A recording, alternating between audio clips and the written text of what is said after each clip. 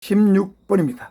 다음 중 첩보 수집의 소순환 과정으로서 가장 올바른 것은?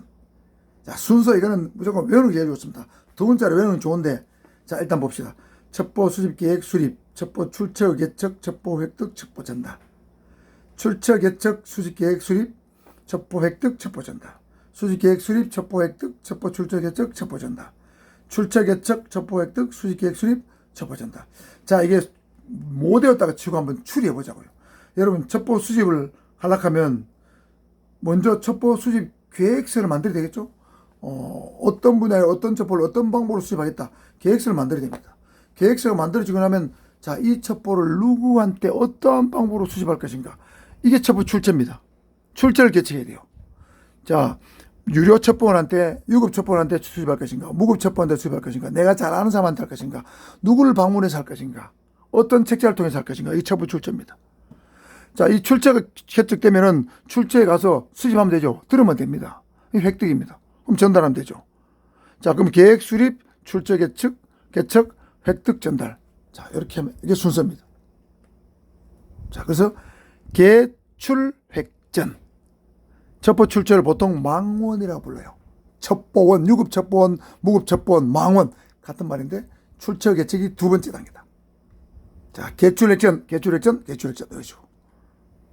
17번입니다. 정보의 생산 과정을 올바르게 순서대로 나가는 것은?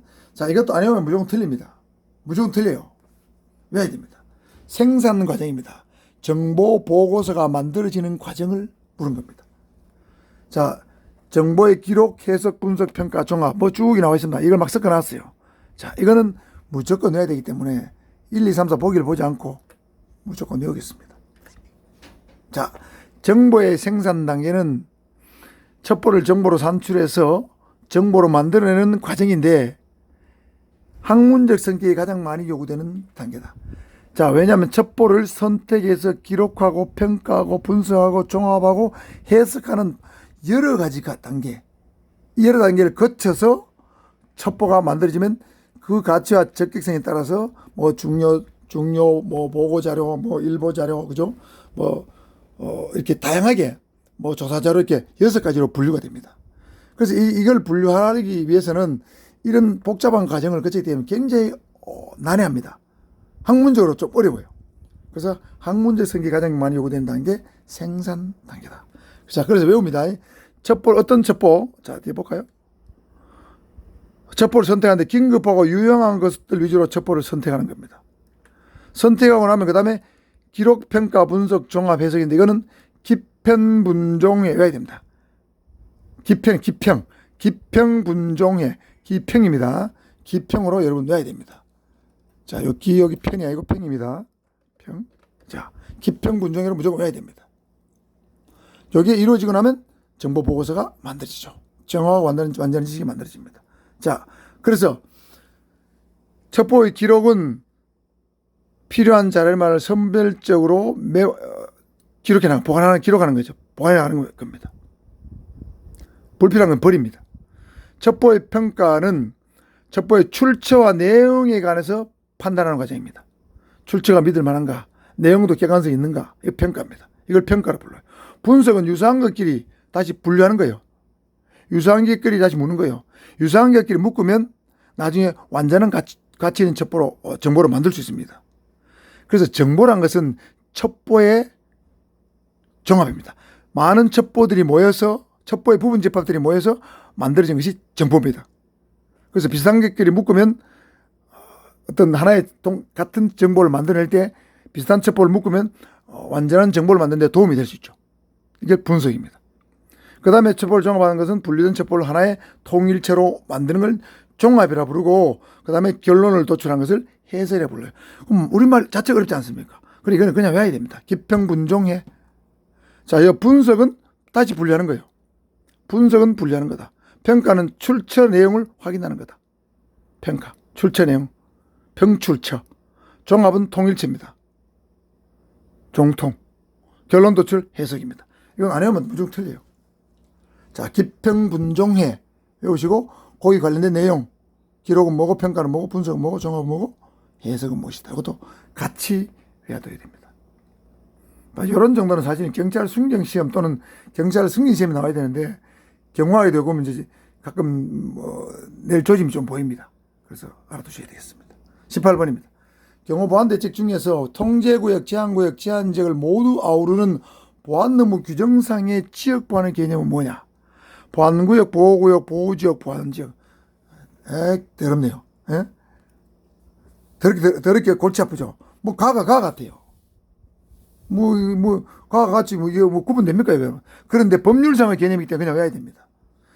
그리고 이거는 말이죠. 지금 최근에 부른 명칭이 바뀌었어요. 무조건 외워야 됩니다.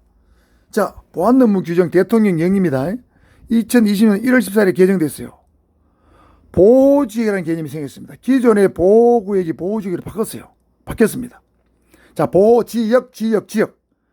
자, 각각 기하는 장과 관리 기하는 장은 국가안전보장에 관련된 인원 문서 자재시설의 보호를 위하여 필요한 장소에 일정한 범위의 보호지역을 설정할 수 있다.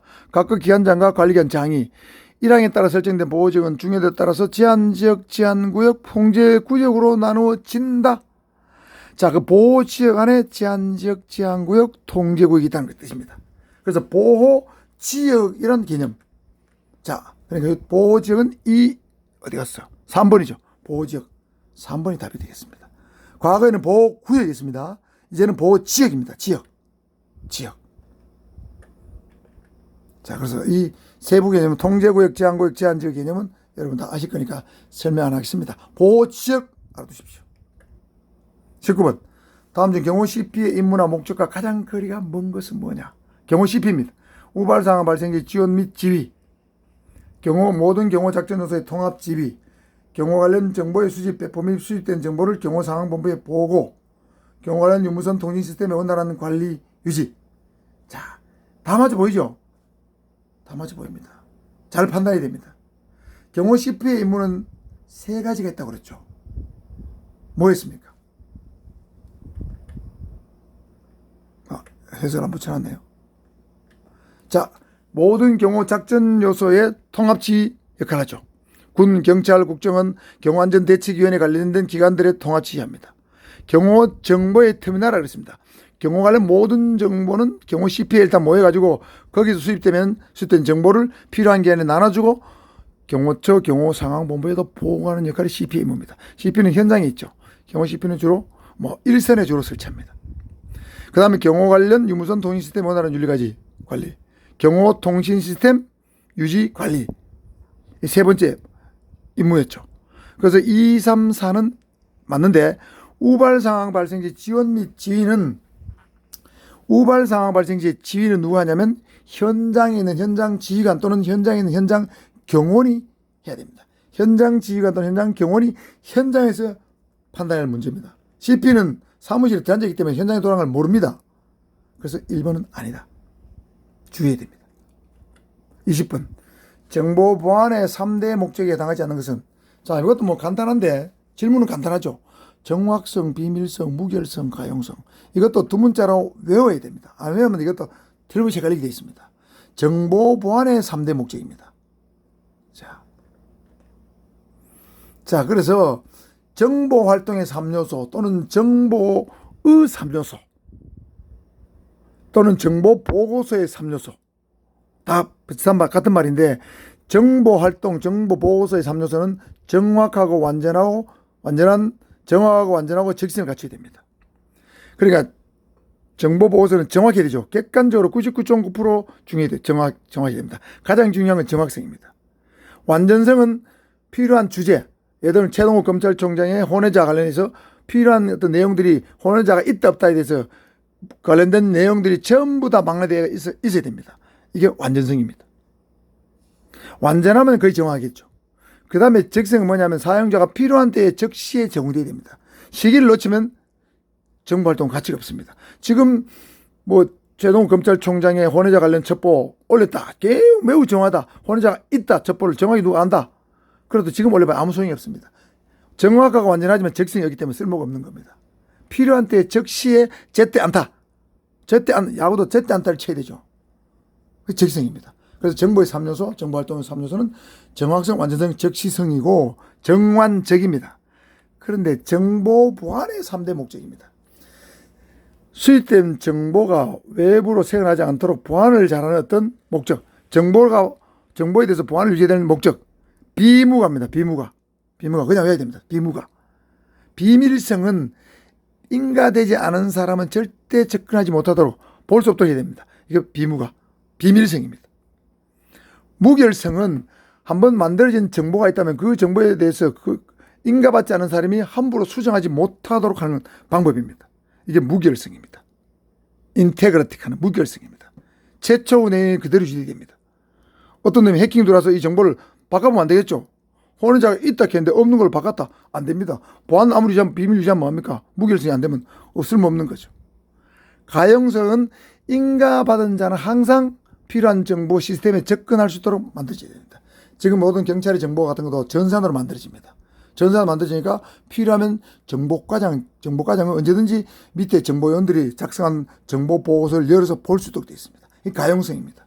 그러니까 인가받은 자만 볼 수 있고 인가받은 자는 받지 않은 자는 전산 시스템에 접근할 수 없습니다. 자, 정보반의 3대 목적 비무가입니다. 자, 이상으로 경호 자격론의 모의고사 20문제 한번 살펴봤는데, 여러분 경호 자격론에서 50분 한다고 그랬죠? 그래서 20문제씩 제가 만들어서 여러분 이 중에서 100점을 맞는다. 20문제 다 맞추면 여러분 합격할 가능성이 매우 높다 보시면 되겠습니다. 그래서 제가 20문제씩 만들어서 계속 영상으로 올려보도록 하겠습니다. 좋아요, 구독 부탁드리겠습니다. 감사합니다.